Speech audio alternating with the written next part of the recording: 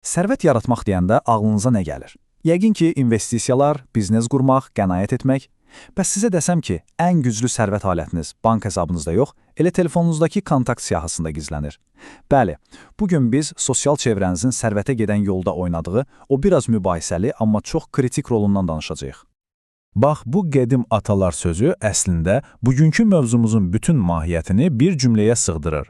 Bizim kiminlə vaxt keçirməyimiz, kiminlə danışmağımız, istəsək də, istəməsək də bizim rəngimizi, yəni düşüncələrimizi, vərdişlərimizi və nəticədə maliyyə vəziyyətimizi tamamilə dəyişir. Gəlin sualı birbaşa və biraz kəskin qoyaq. Sizin maliyyə gələcəyinizə ən çox təsir edən insanlar bəlkə də həftə sonu birlikdə vaxt keçirdiyiniz o yaxın dostlarınızdır. Bu sual bir çoxumuz üçün narahatçılıq yarada bilər, amma cavabını axtarmağa 100% dəyər. Və bilin ki, bu sadəcə bir fərziyyə deyil, əlimizdə konkret məlumatlar var.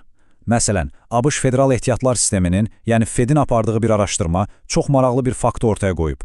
Aşağı gəlirli ailələrdən gələn, amma zəngin dostları olan uşaqların gələcəkdə yüksək gəlir əldə etmə ehtimalı inanılmaz dərəcədə artır. Bu sanki özünü təsdiqləyən bir reallıqdır. Gəlin indi bunun səbəblərini açaq. Deməli, əsas tezisimiz budur. Ətrafınızdakı insanlar sizin taleyinizi müəyyən edir. Bilirəm, bu fikir qulağa biraz sərt, hətta ədalətsiz gələ bilər, amma burada məqsədimiz kimisə pisləmək deyil, əsla. Sadəcə olaraq insan psixologiyasının və sosial dinamikaların bizim pul kisəmizə olan o dərin təsirini anlamaqdır. Yaxşı, bəs bu təsir mexanizmi necə işləyir? Daha dəqiq desək, daha varlı bir şəbəkə qurmağın konkret olaraq bizə hansı üstünlükləri var? Gəlin indi bu faydaları bir-bir nəzərdən keçirək. Varlı bir çevrədə olmağın 4 əsas avantajı var. Birincisi, doğru şeyləri öyrənirsiniz. Bu kitabdan oxumaq kimi deyil, bu real həyatda kiminsə nəyi necə etdiyini canlı görməkdir. İkincisi, daha çox fürsətlə qarşılaşırsınız. Bu, yeni bir iş təklifi ola bilər, maraqlı bir investisiya imkanı ola bilər. Üçüncüsü, təsəvvürünüz genişlənir. Onların böyük hədəfləri sizin üçün də mümkün olanın sərhədlərini dəyişir. Və nəhayət dördüncüsü, onların davranışlarını, pula münasibətini istər-istəməz kopyalayırsınız və siz də oxşar nəticələr əldə etməyə başlayırsınız. Bax, təsəvvürün genişlənməsi deyəndə məhz bunu nəzərdə tuturuq. Bu slayd məsələni çox aydın göstərir. Adi bir insanın maliyyə hədəfi nədir? Ayın sonunu gətirmək, bəlkə biraz pul yığmaq. Amma varlıların dünya görüşü tamamilə fərqlidir. Böyük bizneslər qurmaq, pasiv gəlir mənbələri yaratmaq, milyonluq investisiyalar, onların yanında olanda sizin də normal anlayışınız kökündən dəyişir. İndi isə gəlin medalın o biri üzünə, yəni məsələnin o biraz həssas tərəfinə baxaq. Yaxşı, bəs bizim mövcud çevrəmiz, sevdiyimiz insanlar bizim irəliləyişimizə necə mane ola bilər? Və bilin ki, bu, demək olar ki, heç vaxt pis niyyətlə baş vermir.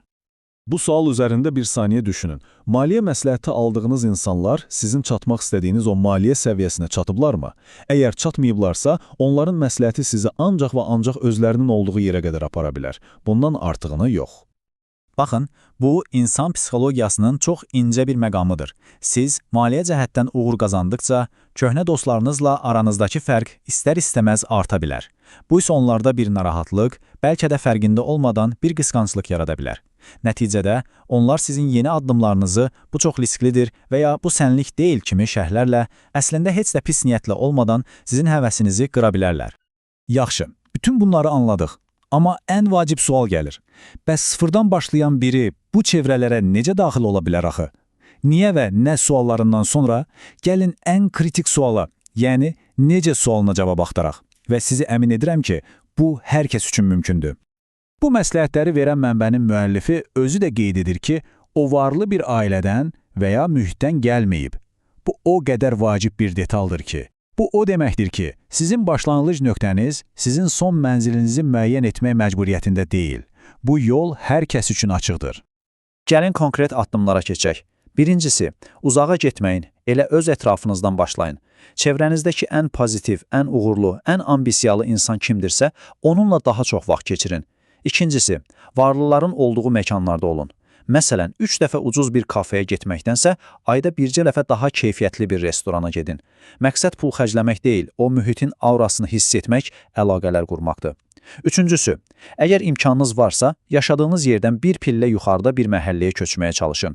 Çünki mühit, inanın mənə, hər şey dəyişir. İndi isə gəlin bu prinsiplərin sadəcə nəzəriyyə olmadığını, real həyatda necə möhtəşəm nəticələr verdiyini göstərən konkret və çox ilham verici bir hekayəyə baxaq. Bu hekayənin qəhrəmanı adi bir idman müəllimidir. Hekayə belə başlayır.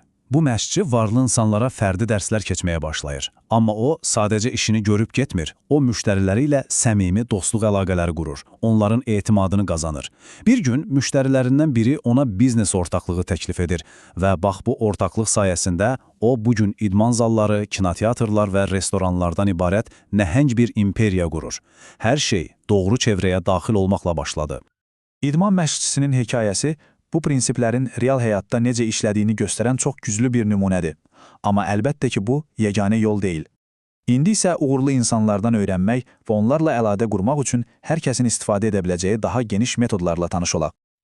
Başqa hansı strategiyalar var? Birincisi, zənginlərə bir məhsul və ya xidmət satmağa çalışın. Bu, təkcə pul qazanmaq deyil, həm də onların dünyasına birbaşa giriş əldə etməkdir. İkincisi, sosial mediada onlarla əlaqə qurun. İşlərini izləyin, dəyərli şərhlər yazın, səmimi dəstək olun. Üçüncüsü, uğurlu insanların bioqrafiyalarını oxuyun.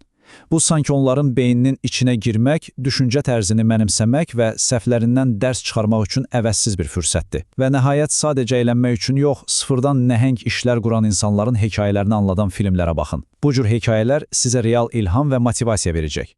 Və bu təhlili son açıq bir sualla bitiririk. Bu sual sizi birbaşa öz sosial çevrəniz haqqında, onun sizin ambisiyalarınıza, arzularınıza olan təsiri haqqında düşünməyə vadar etməlidir. Həyatdan daim şikayətlənən, hər şeyə bədbin yanaşan insanlardan həqiqətən nə öyrənmək olar? Cavab da, seçim də təbii ki sizindir.